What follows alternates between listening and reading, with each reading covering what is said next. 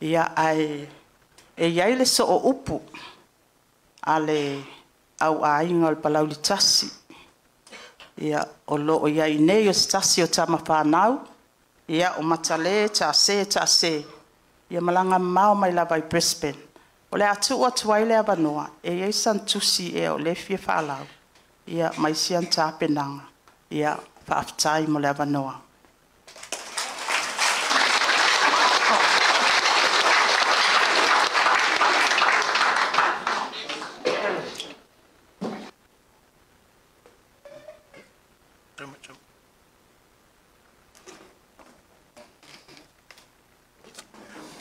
Mamalu pe ia le ito le oa wale su o le teitai ro sauninga. E le to o fo isa fa matalanga i pa ia mamalu o le tatu i tu malo se vane le alalata i o le. Pio le teitai fono, malo le vaenga fa upufai o na tulanga fa lupe. O te tula i le ava tele ma le fa aloalo.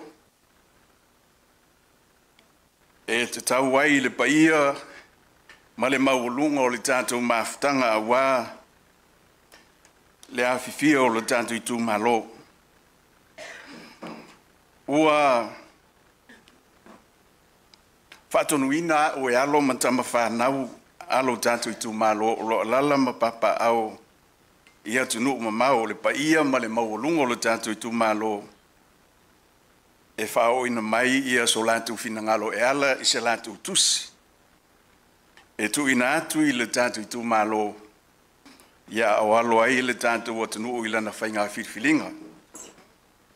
Manatu sa o tō mai moa mo tō whaafonga i le se tātou video sam whaiona tu whaatasi i le pae inga wa mawai atu. Ia e awala mai ai ia se tālo sanga alo tātou i tū malo lo alala ma papa au i tunu ma mau. Ia au lea lawa whaatonuina ua leo se video. Ia o malanga mau mai e mai se tusi aloa ia.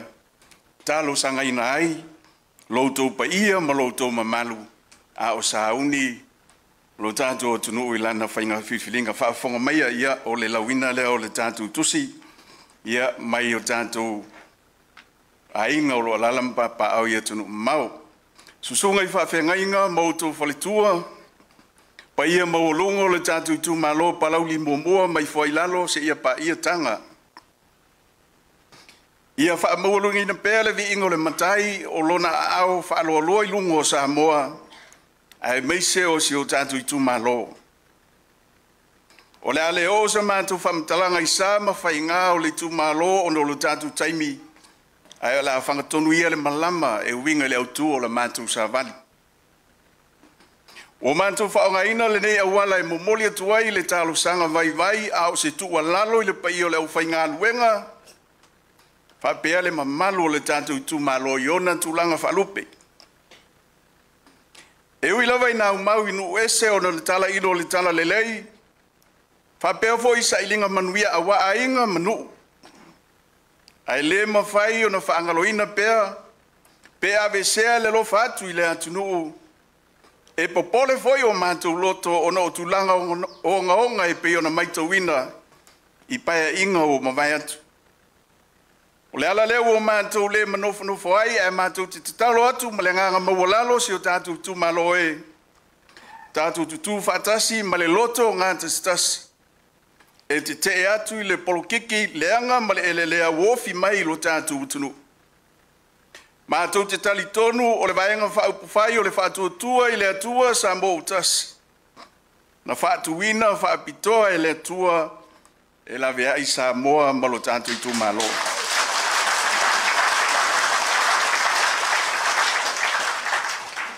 Pea whai e silo tutoa lo tātou i tū malo whaapea sa moa i le tolu tausanga ma masina sa folau mai ai le sa o le atunu o le whaatuatua i le atua sa mō utasi. E le i whai ngofie o no le tau mawhai malosi o le fili e whaaleanga. Ai ui la vai lea, sa whaatino pēr le tele o ngā luenga le lei, mo le atinu, ai meise o le whaataunuino o lana namatau e peo le poloketi miliona, ua tele ai le manuia o lo tātou i tū malo. Ua mōli mawina e lo tātou i tū malo, ma sa mo ato le tele o atina e peo na whaatinoina, ai mai se lava i le o atu lea o fisoasoani mo tagata lautele faapea'aiga e matua uti lava lona tamau aiga. E lei tupu muamua se mea faapea ia Samoa ao lona ulua i taimi lenei ina ua tula'i mai le faatuatua i le atua sa mo utasi. Ua tutusa ai le tagata e maua mea ma le tagata e vaivai le tamau aiga. Ua amanaʻia ai le sao tāua o le autautua inuu mafioaga o loo taumafaia le atina'e o faato'aga o le fatu lea o le soifoaga o le Samoa ia so uma. Tele manoanoa'i vaega e fia fa'asoa ae o le taimi e utiuti o lea matou te fa'atalosagaina ai loa outou to fa'afa'atupu a o la outou fa'autaga fa'afaleupolu fa'amolemole se i o tatou lagolago ma palota mo le afioga ia mulipola e fai mo tatou sui faipule mo le palemene o Samoa. E nei se taimi ua e ai lo tatou itumālo i ni fa'amanuiaga se tele i se taimi pupu na tula'i mai ai le afioga ia mulipola. Lea matou te talosaga fo'i Samoa e le atunu pele nei o tatou lagolago ma palota mo sui o le fa'atuatua i le atua sa mo tasi. E amanaʻia lea o tagata lautele ma fesoasoani mo so se tagata. Fa'amanuia le atua le pai o lau faigaluega ma outou folitua fa'apea le mamalu mauoluga o lo tatou itumālo. Fa'amanuia fo'i le atua i lau fioga le taitaifono mamalu o le tatou vaega fa'aupu fai a olo atu le faiga palota ia manuia ma ia maua ni fa'alumaga auā Samoa ma lana tapua'iga. O matou toe upu lau fioga le taitai ma le mamalu o le tatou vaega fa'aupu fai a fai e fa'amanuia le atua ma toe tula'i mai e taitai lo tatou tunuu fa'amolemole e toe fia fa'aleleia aualagalue a lenei tumālo ua ova ma le 3 ma ona tupu tausaga e le'i toe faia.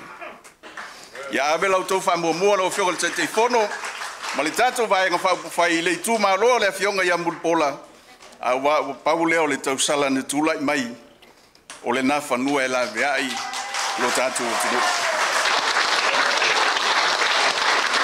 Talu ai ona o le tatou taimi to'atele lava ia paia ma le mamalu o le tatou itumālo no nai vaenga no nai tangata la vai o le auto mafai tola lo winatu ia saunia le tatu tusi mai le afioanga o satu ia tua ia le afionga le lisea o ia na tai matale tu Ivanu ma le faltua o le sunga ia pasta satila tu Ivanu ia afionga ia fatu pinati fa vai afionga ia moi fanu no malelenga le au sa fa vai tu Ivanu ia fa peo ne lau sa Italia salale ia malo fatava le tula ia tu mataleta se le afioanga o tanga ia o le sunga ia pasta Tustina Fayumu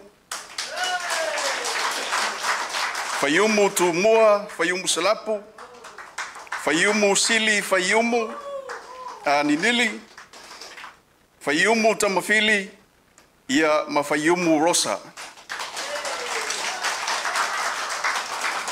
La fioanga o sala ilua le ua ili fai lelei mulipola losia saunoa savainaya mulipola Josefa faolo faiva lilo pau ngalu ta ei ngalu ia matupai simota.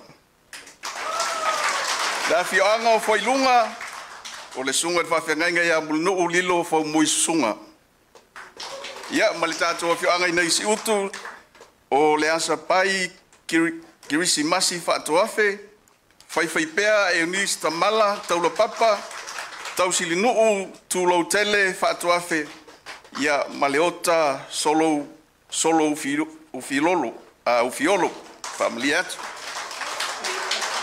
ia ona fa'au mai leo samatu fa'amtalaga lau fiongol taifono malo le tatu va enga fa'upu fai ia ua tapenaina fo'i e leitu malo palauli mo'omua o lo alala pa au ia tunu mau ia fa'amaliatu wana o selua fetala fesosoani ia lautou taumafai ia malanga fa'aloalo fa'amolmole tatou tumālo toe tausaga atu lava palota mo le afioga molipola ana rosa.